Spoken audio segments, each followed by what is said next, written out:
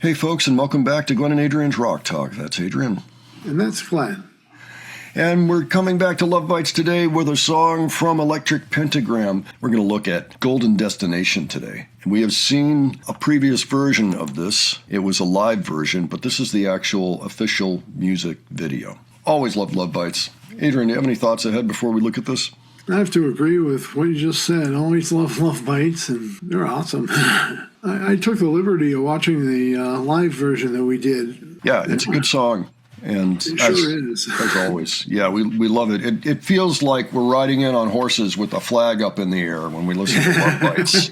You know, it's got that feel usually. So, all right, let's check out the music video. We will discuss afterwards.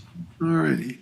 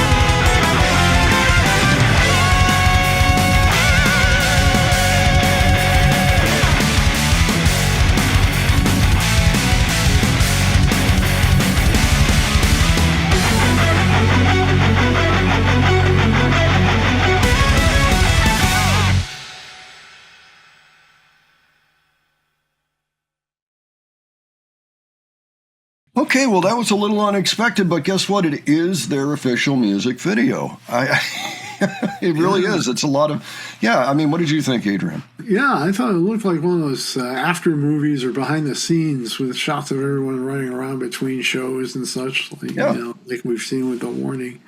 That's basically what it is. Yeah, I think my favorite part of that was watching Miyako play a banjo. There was a little clip of her, like, huh? And then going to McDonald's. Now, this was recorded in 2019, I'm pretty sure. The video came out in February of 2020, so it's before we know about a pandemic coming. And they're out on tour, as usual, and hitting up McDonald's. So it was probably cheap at the time to go to McDonald's. It's no longer cheap to go to McDonald's for reasons that I cannot explain to anybody. Why would... Anyway, that's another topic. That's another channel. But it was cool seeing them, going through the airports, going on the buses, going through the gruel, the rigmarole. You're right. The sound checks, the fan meetups, the merch table, all of that stuff. Yeah, I mean, it's hard work being a band. You got to get around, and you got to lose sleep and not eat well. And, I mean, you don't have to, but that's generally what the schedule requires. And it takes a lot of work to get past that and keep it somewhat comfortable, I'm sure they do their best. Yeah, it looks like this is the first time I recall seeing them playing a club or a theater instead of an arena. Well, yeah, the thing is that we have mostly watched these shows that are showcases for the band, usually having to do with a particular release, and they're doing them in Tokyo, which is where their biggest fan base is, it would appear. And so they play their biggest venues in Tokyo, and those are the ones that we see. But yeah, it's true. I was planning, and unfortunately could not attend, to go to a Love Bites show last November when they were in Baltimore.